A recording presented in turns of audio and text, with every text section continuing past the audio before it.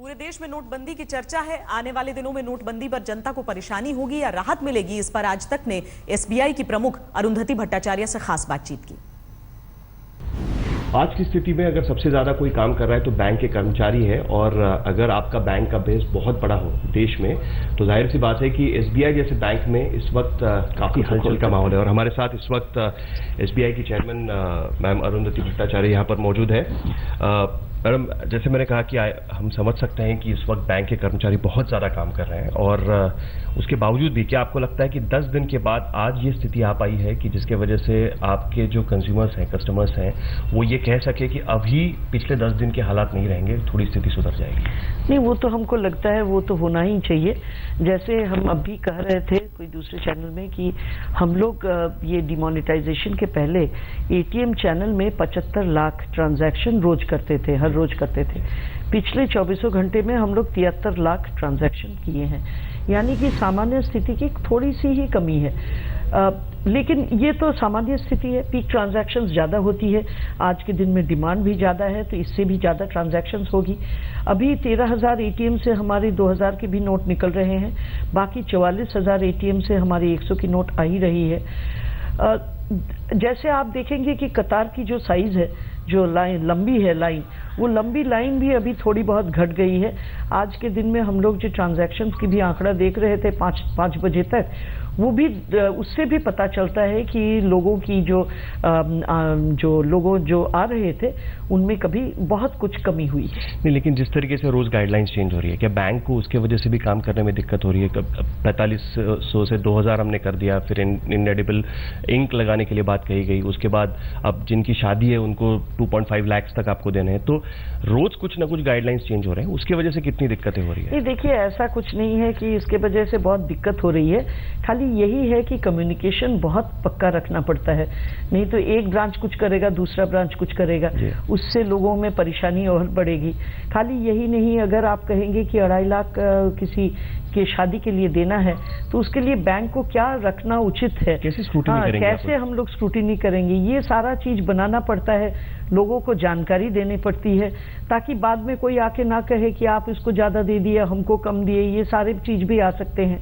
तो ये सारे जो मामला है इसमें थोड़ी थोड़ी कठिनाई होती है, लेकिन हम लोग को भी पता है कि आज के दिन में बहुत सारे नए नए प्रॉब्लम्स आ रहे हैं और उनको सुलझने के लिए नए नए सोल्यूशन दिए जा रहे हैं। अगर सोल्यूशन हम इम्प्लीमेंट न करें तो लोगों की कठिनाई बढ़ेगी, इसीलिए सोल्यूशन जैसे आती जा रही है वैसे हम लोग आज भी कई लोगों की शिकायतें थी कि 2.5 लाख जो कहा गया था शादी के इसमें वो नहीं मिल पा रहा था, बैंक में इतनी भीड़ थी या कैश उतनी पहुंच नहीं पा रही थी, जिसकी वजह से 2.5 लाख तक उनको अमाउंट नहीं मिल पा रहा था। ये ऐसा नहीं है, कैश की कमी कहीं भी नहीं है, कैश की हो सकती है, छूटा नहीं है, लेकिन 2000 की कमी कहीं भी नहीं है, ऐसे हमको तो सुनाई नहीं पड़ा। यही बात मुद्दा है कि आम आदमी की अगर बात करें तो 2000 रुपए लेकर वो कैसे कुछ कर सकता है? क्या आपको जो छोटे डिनोमिनेशन के नोट है, क्योंकि अब 2000 के बाद सीधे 100 रुपए का नोट है। देखिए, ऐसा है कि 100 रुपए के नोट हम लोग बहुत बांट चुके हैं, लेकिन लोग खर्च नहीं कर रहे हैं। इनफैक्ट आपके चैनल में हम बात कर रहे हैं तो हम सबको ये कहना चाहते हैं,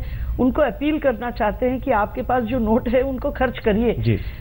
इनमें जो हम लोग 100 रुपये के नोट लगातार दे रहे हैं, लेकिन ये भी सही बात है कि 2.5 लाख का 100 रुपया आज दे नहीं पाएंगे, क्योंकि सबको देना है कुछ न कुछ, और नोटें रोज छप रही हैं, तो इसलिए कोई भी दिक्कत नहीं होनी चाहिए। आगे जाके सबको जितना चाहिए उतना ही मिलेगा, लेकिन ये कुछ दिनों के लिए जो थोड़ा बहुत इधर उधर हो रहा है उसको थोड़ा मान के चलना पड़ेगा। एटीएम रिकैलिब्रेशन के लिए कितना वक्त लगेगा? पूरे एटीएम रिकैलिब्रेशन कुछ ही दिन में हो जाएंगे। पहले दिन यानी परसों के दिन 10,000 हुए थे, कल को 14,500 हुए हैं, आज के दिन में हम लोग को लगता है और ज्यादा हो जाएंगे। तो आपके अगर 20,000 ऐसे एटीएम हर रोज होने लगेंगे तो 10 दिन के अंदर अंदर सारे के सारे खत्म हो जाएंगे। आपका सबसे बड़ा बेस रूरल बेस भी है, तो ऐसे में रूरल इंडिया में काफी दिक्कतें हो रही है, वहां पर उनको दिक्कतें फेस करनी पड़ रही है, क्योंकि हम शहर में फिलहाल देख रहे हैं। तो रूरल इंडिया में आप कैसे पहुंच रहे हैं, क्योंकि वो आपका सबसे बड़ा समस्या है? एसबीआई बहुत रूरल इंडिया में हम लोग 4-5 तरीके से पहुंच रहे हैं। पहला चीज तो ये है कि हम लोग का 64% branches rural semi urban area में है, तो हमारे ब्रांच पूरा काम कर रहे हैं। दूसरी चीज है, हमारी 30,000 बिजनेस कॉरेस्पॉन्डेंट्स रूरल एरिया में काम करते हैं। हम उन सबको एनर्जाइज करने की प्रयास कर रहे हैं कि सब काम करें। और उनके जो विड्रॉल लिमिट थे पहले 10,000 थी, उसको हम लोग 50,000 कर दिए हैं। और उन लोग को कहा जा रहा है कि आपका जितना ज़रूरतें हो हमको बताइए और हम उसका पूरा करने की प्रयास करेंगे। तीसरी चीज है, हमारी रूरल एरिया में पॉस मशीन लगी हुई है 80,000। ये 80,000 पॉस मशीन से जो ट्रेडर्स के यहाँ लगी हुई है उन लोग कैश भी दे सकते हैं। कार्ड स्वाइप करके वही ट्रेडर कैश देगा। ऐसे लोग कह रहे थे कि इन लोग देना नहीं चाहते क्योंकि उनके पास कैश नहीं है, तो उनको भी हम लोग कांटेक्ट कर रहे हैं और कह रहे हैं कि हम आपको एडवांस दे देते हैं, लेकिन आप कैश जितना हो डिसबर्स करिए। अभी जैसे हम किसानों को भी फायदा होगा, किसानों को भी तो फायदा जरूर होगा। और हम लोग भी अभी भी देखे हैं कि 25,000 तक किसान भी कैश उठा सकता है, उसका भी गवर्नमेंट अभी लागू किया है। उतनी कैश रूरल हाँ, रूरल एरिया में है, ऐसा नहीं है कि रूरल एरिया में नहीं है। अगर कहीं पे कुछ घंटों के लिए कम हो जाए वो हो सकती है, लेकिन जरूर कहीं ना कहीं से कैश पहुंच जाएगा और कैश की उस तरीके से कुछ कमी नहीं है। आज 10वें दिन भी भारत का कैश वाला कष्ट बना रहा है। लोग लाइन में खड़े हैं जबकि नेता अपनी लड़ाई में पड़े हैं। संसद में लगातार दूसरे दिन नोटबंदी पर बहस का खाता नहीं खुला। आज भी संसद के खाते से सिर्फ हंगामा और शोरगुल निकला, जबकि लोग अपना कैश निकालने के लिए परेशान हैं। आज कई जगहों पर लाइन कुछ छोटी जरूर दिखी, लेकिन बड़ी राहत आज भी नहीं मिली। आपको ये बड़ी जानकारी भी हम दे दें कि कल बैंकों में सिर्फ वरिष्ठ नागरिकों के लिए पुराने नोट बदले जाएंगे। हालांकि रकम जमा करने और निकालने का काम पहले की तरह चलता रहेगा। रूल 56 में एडजर्नमेंट मोशन हमने आज भी दिया है। मैं एडजर्नमेंट मोशन का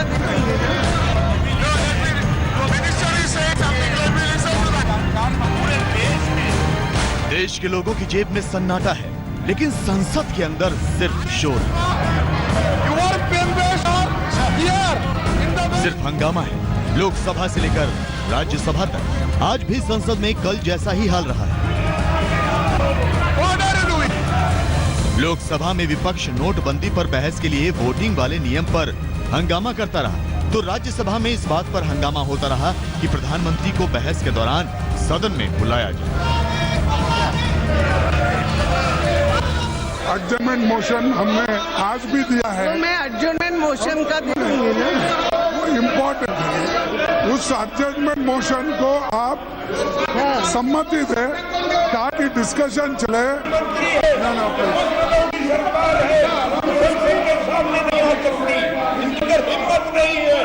हिम्मत है तो बात करो, बोला प्रधानमंत्री को देश को बर्बाद कर दिया। विपक्ष की घेराबंदी के बीच सरकार को कल से कुछ आजादी मिली है, जब गुलाम नबी आजाद ने नोटबंदी की तुलना उड़ी आतंकी हमले से कर दी। गुलाम नबी आजाद का बयान कांग्रेस के गले पड़ गया, इससे सरकार को भी एक मौका मिल गया। कांग्रेस पार्टी काले धन के खिलाफ जो लड़ाई है, उस लड़ाई को में बाधा डालना चाहती है।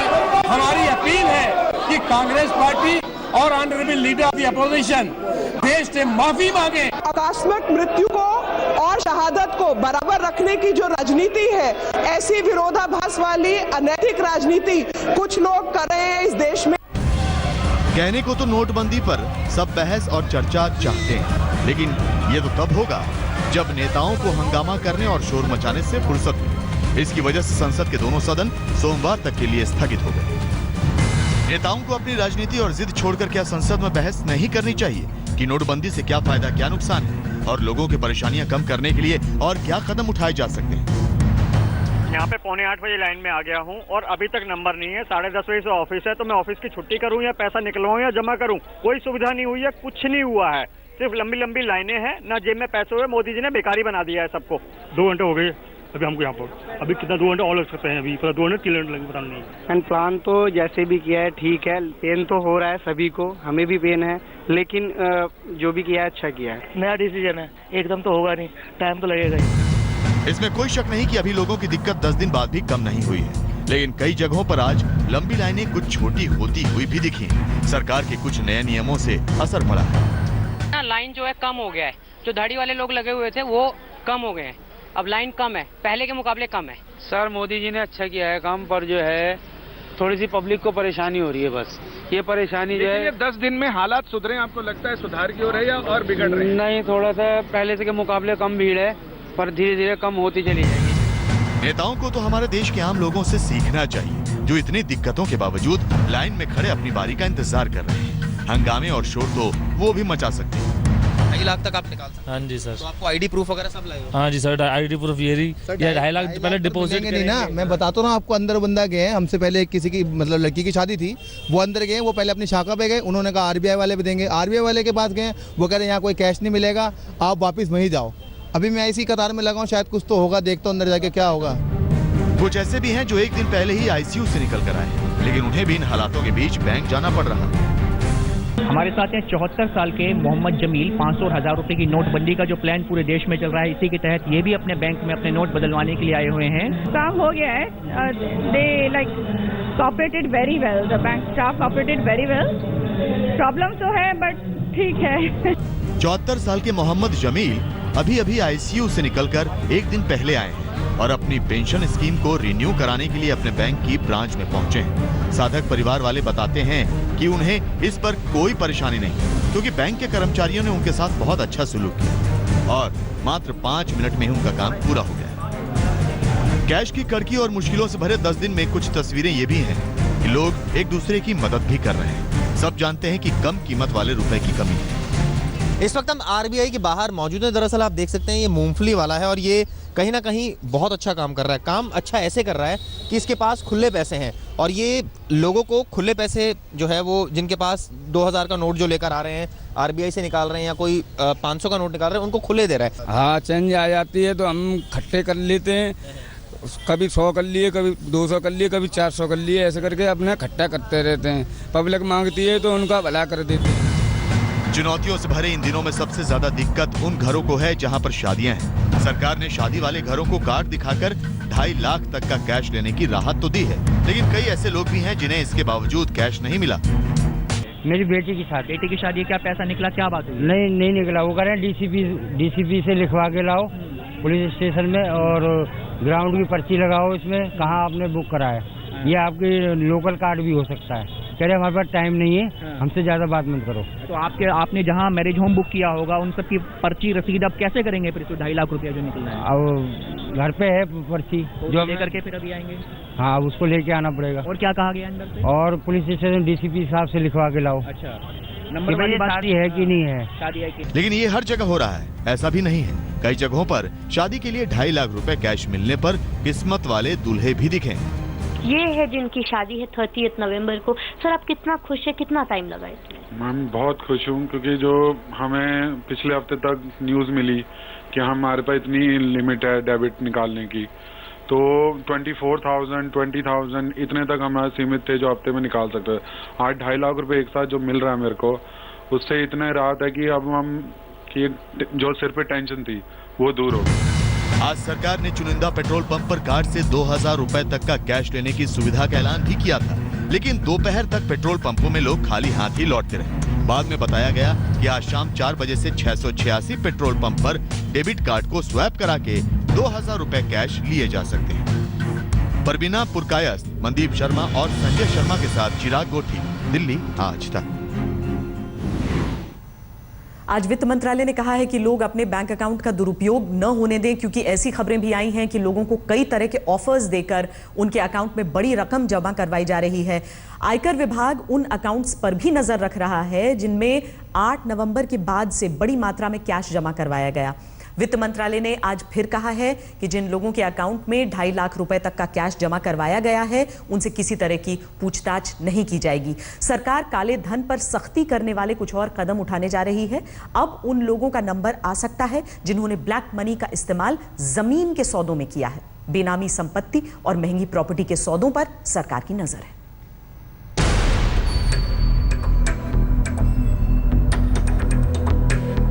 काले धन पर सरकार का अगला बम जमीन पर गिरने वाला है। जिन्होंने अपनी काली कमाई का पैसा जमीन खरीदने में लगाया है, उनके बुरे दिन जल्द ही आने वाले हैं। सूत्रों के मुताबिक आयकर विभाग ने इसकी जांच की तैयारी कर ली है।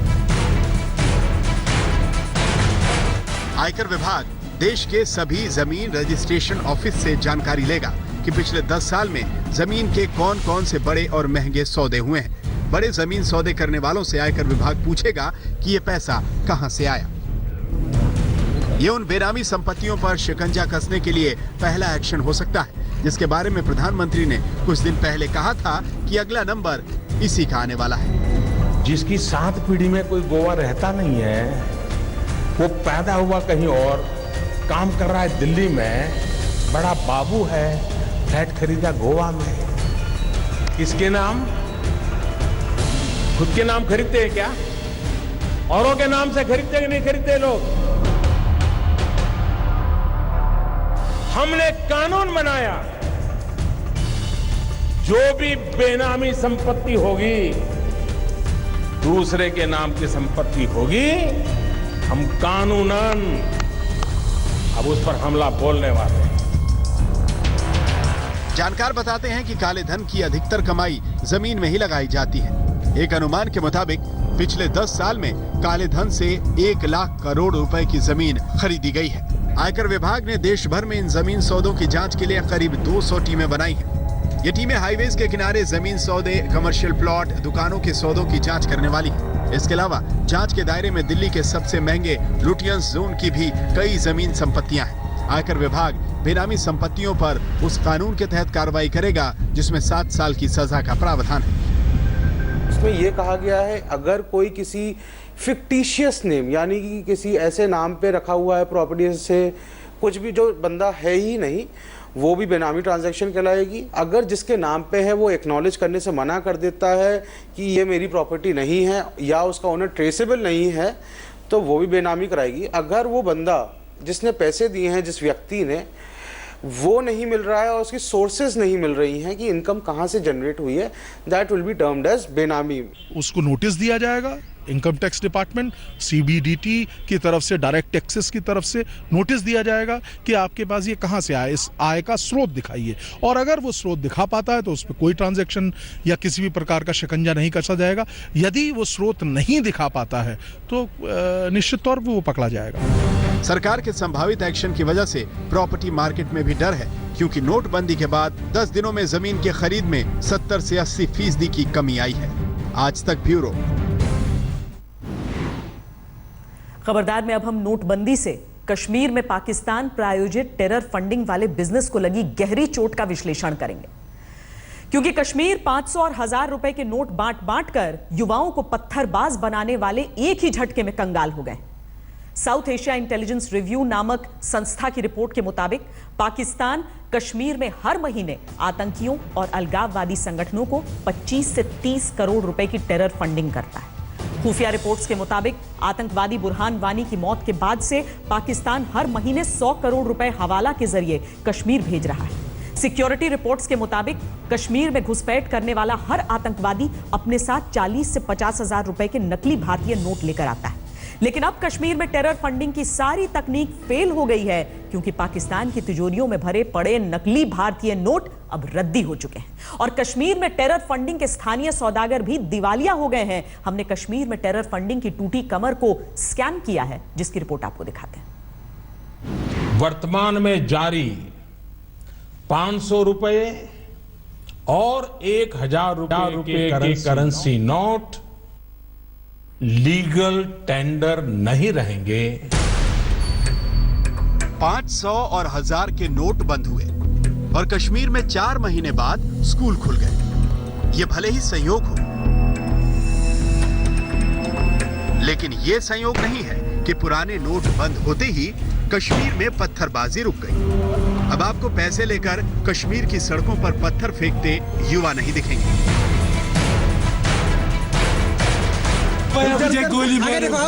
गिलानी ने बोला, गिलानी ने वही पैसे देता है हमें। 500 रुपए एक आदमी का। हाँ, एक आदमी को। कितने आदमी हो? हमारी गैंग में 20-30 है। अब आपको कोई कश्मीरी युवा ये कहते हुए नहीं दिखेगा कि उन्हें सेना पर पत्थर फेंकने के लिए 500 के करारे नोट मिलते हैं। ये नोटबंदी का असर है, जिसने कश्मीर में टेरर फंडिंग की कब्र खोद दी है। आम्ही त्याला आमच्या भाषेत टेरर फंडिंग म्हणतो। दगड मारायला 500 रुपये, आणखी काय करायला 1000 रुपये। त्यामुळे मी संरक्षण मंत्री म्हणून प्रधानमंत्र्यांचे सगळ्यात पहिल्यांदा आभार मानले की तुम्ही एका फटक्यात जम्मू कश्मीर में टेरर फंडिंग को ट्रैक करने वाली सुरक्षा एजेंसियों की रिपोर्ट्स का दावा है कि 500 और 1000 के नोट बंद होने से जम्मू कश्मीर में हवाला नेटवर्क बंद हो चुका है। कश्मीर में पाकिस्तान से टेरर फैलाने का ठेका लेने वाले लोग अब कंगाल हो चुके हैं, जिसकी वजह से कश्मीर के युवाओं को पैसे देकर पत्थरबाज बनाने की घटनाएं पूरी तरह बंद हैं। नवंबर 8 तारीख से जो बॉर्डर अक्रॉस द बॉर्डर उस पार से जितने भी फेक करेंसी नोट्स आते थे, जितना स्मगलिंग आते थे और जो हवाला ट्रांजैक्शन होता था उसमें बिल्कुल बंद हो गया। ये हमारे देश के लिए बहुत बड़ी बात है। नोटबंदी के इस फैसले ने कश्मीर में शांति काल का माहौल बना दिया है, क्योंकि पीओके से होकर आने वाले टेरर फंडिंग के रास्ते सील हो चुके हैं। खुफिया रिपोर्ट्स के मुताबिक पाकिस्तान सरकार पीओके में कश्मीर में भेजकर आतंक फैलाने के लिए पूरा बजट बनाती है। पीओके के बजट का 70% हिस्सा कश्मीर में आतंकवाद फैलाने के लिए टेरर फंडिंग के तौर पर इस्तेमाल होता है। ये पैसा कश्मीर में आने वाले आतंकियों को हथियार मुहैया कराने, कैश देने, खाने पीने और कश्मीर में आतंकियों की मदद करने वाले लोगों पर खर्च होता है। लेकिन पुराने नोटों के रद्दी होने से अब पाकिस्तान को समझ ही नहीं आ रहा कि वो कश्मीर में टेरर को फंड कैसे करे। फेक करेंसी पाकिस्तान बनाता है और वो हवाला के जरिए भारत में भेजता है। ये आपने समाचार कुछ दिन पहले आ भी रहे हैं कि अभी पत्थर फेंकना कश्मीर में बंद हो गया, क्योंकि उनको पैसे मिलते थे। ये हुर्रियत लीडर्स के पास पैसे आते थे या उनके जो भी कोई एजेंट है वो उनको देते हैं, वो पैसा आना बंद हो गया, क्योंकि जो पैसा आया हुआ है वो तो नाकारा हो गया, पुरानी करेंसी है। नई करेंसी कुछ तो नोट हमारा टेक्नोलॉजिकली इतना अच्छा है कि उसको फेक बनाना उसका मुश्किल है। अगर बन भी सकता है तो समय लगेगा। तो फिलहाल टेरर फंडिंग पर रोक लगी है। कश्मीर में टेरर फंडिंग के लिए पाकिस्तान नकली भारतीय करेंसी का इस्तेमाल करता है। सरकारी आंकड़ों के मुताबिक साल 2014 के दौरान कश्मीर में गिरफ्तार किए गए पाकिस्तानी आतंकियों के पास से 2,75,500 रुपए के नकली नोट बरामद हुए। साल 2015 में यह आंकड़ा 1,81,500 रुपए के नकली नोटों का था। इस साल अब तक कश्मीर में पकड़े गए आतंकियों के पास से 3,66,000 रुपए के नकली नोट जब्त किए जा चुके हैं। जो पाकिस्तान इंजीनियर्ड आतंकवाद था कश्मीर में, वो उसका पैसा ही सबसे मुख्य कारण था। तो ये जो मोदी जी ने पाकिस्तान के जनरल्स की रीढ़ की हड्डी तोड़ दी है मोदी जी ने एक झटका में। उनके गोडाउन में जो पैसे के पैसे भरे हुए थे सब खत्म, जीरो। तो पाकिस्तान तो बौखलाएगा ही। ये लॉन्ग रेंज में पाकिस्तान को और कमज़ोर करेगा, क्योंकि अब जो सेफ्टी फीचर्स हम डाल रहे हैं उसको डुप्लीकेट करना बहुत मुश्किल है। तो एक बहुत बड़ा हथियार जो पाकिस्तान के पास था, फंडिंग, टेरर फंडिंग, उसको हमने छीन लिया। पाकिस्तान की टेरर फंडिंग के मेन सोर्स यानी फर्जी भारतीय नोट अब कूड़ा हो गए हैं, जिन्हें कश्मीर में टेरर फंडिंग के लिए भेजने के लिए पाकिस्तान मुख्य तौर से 4 तरीके अपनाता है। पहला तरीका, पाकिस्तान नकली भारतीय नोटों को हवाला और ड्रग डीलर्स के जरिए कश्मीर के अलगाववादी संगठनों और मदरसों को पहुंचाता है। दूसरा तरीका, मिडिल ईस्ट और यूरोपीय देशों में बैठे पाकिस्तानी एजेंट कश्मीर में डोनेशन के तौर पर टेरर फंडिंग का पैसा अलगाववादियों के बैंक अकाउंट में जमा कराते हैं। तीसरा तरीका, पाकिस्तान समर्थित अलगाववादी संगठन कश्मीर में धार्मिक कार्यक्रमों के जरिए ज़कात के तौर पर टेरर फंडिंग के लिए पैसे जुटाते हैं। इसके अलावा दुबई में बैठे पाकिस्तानी एजेंट कारपेट बिजनेस के नाम पर पैसा भेजकर 100 से 150 करोड़ रुपए कश्मीर में आतंकवाद को बढ़ावा देने के लिए भेजते हैं। पाकिस्तान की खुफिया एजेंसी ISI कश्मीर घाटी और भारत के अन्य जगहों में आतंकवादी गतिविधियां फैलाने के लिए टेरर फंडिंग लगातार कर रहा था और इनके पीछे लगातार वो ट्रेडिंग कंपनियों का भी सहारा ले रहा था। खुफिया रिपोर्ट से इस बात का खुलासा हुआ था कि ट्रेडिंग कंपनियों के जरिए लगातार पाकिस्तान भारत के अंदर आतंकी गतिविधियां फैलाने के लिए फंडिंग करा रहा है। NIA भी इस बात की जांच कर रही थी, लेकिन अब जिस तरीके से 500 और 1000 के नोट भारत में बंद किए गए हैं, इस पर लगभग लगाम लग चुकी है और अब टेरर फंडिंग उस तरीके से पाकिस्तान की तरफ से नहीं किया जा रहा है। यानी जो पाकिस्तान कश्मीर में चुटकी बजाकर करोड़ों रुपए की टेरर फंडिंग कर देता था, वो पाकिस्तान और उसके गुर्गे कश्मीर में पैसे पैसे को मोहताज हो चुके हैं। देखिए, टेरर फंडिंग को रोकने के लिए जैसे जैसे हवाला पे ब्रेक लगेगा, उनकी जो सोर्स ऑफ फंडिंग होगी उन पे रोक लगेगी, ऑटोमेटिकली टेरर आतंकवाद कम होगा, इसमें कोई दो राय नहीं। जिन नोटों के दम पर पाकिस्तान कश्मीर में आतंक की आग लगा रहा था, उसी नोट ने अब टेरर फंडिंग की टाएं फिक्स कर दी है। एक लाइन में कहें तो कश्मीर में आतंक के सौदागर कंगाल हो चुके हैं। जितेंद्र बहादुर सिंह, दिल्ली, आज तक। हिंदुस्तान में इन दिनों ये चर्चा आम है कि नोटबंदी का देश की अर्थव्यवस्था पर कैसा असर पड़ेगा। इस सवाल का जवाब आने वाला वक्त देगा, लेकिन भारत में नोटबंदी पाकिस्तान की अर्थव्यवस्था के लिए मंदी का सबब बन चुकी है, क्योंकि कुछ ही दिन पहले जम्मू कश्मीर के उप मुख्यमंत्री निर्मल सिंह ने कहा कि पाकिस्तान की सरकारी प्रेस में उनकी करेंसी से ज्यादा भारत की नकली करेंसी छपती है और उसी नकली करेंसी से कश्मीर में टेरर फंडिंग का खेल होता है। इसका एक उदाहरण आपको आंकड़ों के जरिए बताते हैं। साल 2015 के दौरान कश्मीर में पकड़े गए पाकिस्तानी आतंकियों के पास से 7,01,760 रुपए कीमत की भारतीय करेंसी बरामद हुई, जिसमें से 1,81,500 रुपए की करेंसी नकली थी। साल 2014 के दौरान यह रकम 5,38,680 थी, जिसमें से 2,75,500 रुपए की करेंसी नकली थी। एक कहावत है, 100 सुनार की एक लोहार की। टेरर फंडिंग के जरिए पाकिस्तान हिंदुस्तान के सीने पर जो वार करता आ रहा था, उसके जवाब में नोटबंदी के एक फैसले ने पाकिस्तान प्रायोजित टेरर फंडिंग को चारों खाने चित्त कर दिया और पाकिस्तान की मुश्किल ये कि वो अपने दर्द का इजहार भी नहीं कर सकता। अब हम आपको बताते हैं कि नक्सलवादी कैसे नोटबंदी के चक्रव्यूह में फंस गए। जानकार बताते हैं कि नक्सली उगाही के बाद अपने पैसे को जंगल में जमीन के अंदर गाड़कर छिपाते हैं, लेकिन नोटबंदी के बाद जमीन में गड़ा नक्सलियों का पैसा अब खाद बन जाएगा, क्योंकि जो नक्सली इस पैसे को जंगलों से बाहर लाने की कोशिश कर रहे हैं, उन पर सुरक्षा बलों की पैनी नजर है। यानी नक्सली अब नोटबंदी के ऐसे चक्रव्यूह में फंस गए हैं जिससे निकलना उनके लिए मुश्किल ही नहीं, नामुमकिन है।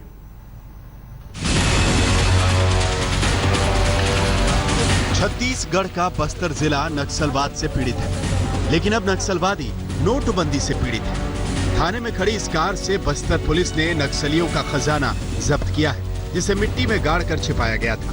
है कि कम से कम दंडकारण्य, नाबूझमाड़ सभी इलाके मिला के लगभग 7,500 करोड़ के आसपास यहाँ ये लोग गाड़ के रखे होंगे और सरकार की पॉलिसी की वजह से ये पूरा धन, काला धन अब मिट्टी में मिल जाएगा। खाद से ज़्यादा और ये किसी काम के लिए नहीं आया।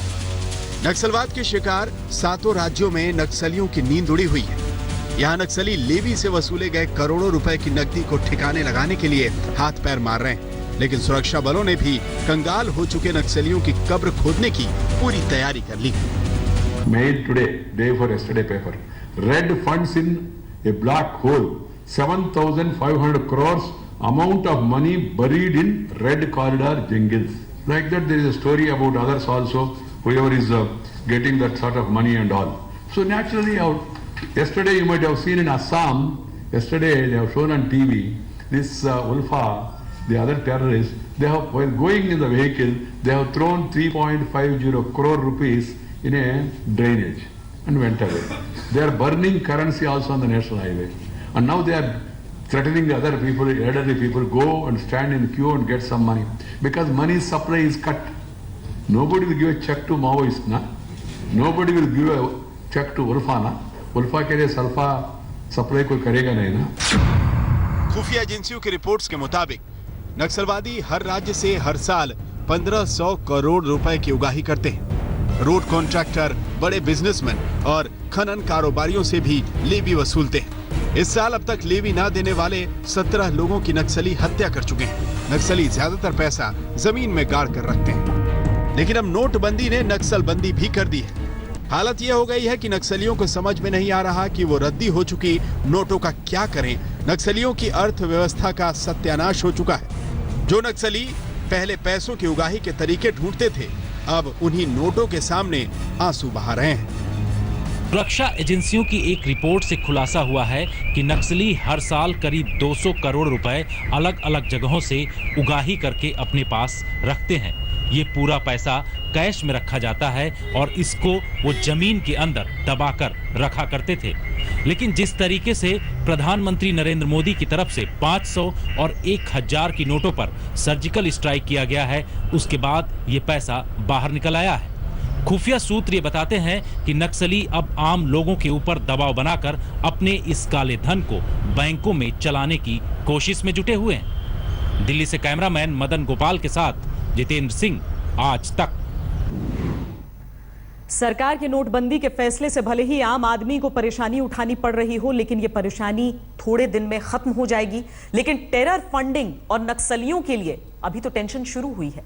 आगे आगे देखिए होता है क्या। खबरदार में आज के लिए इतना ही। देश और दुनिया की बाकी खबरों के लिए आप देखते रहिए आज तक।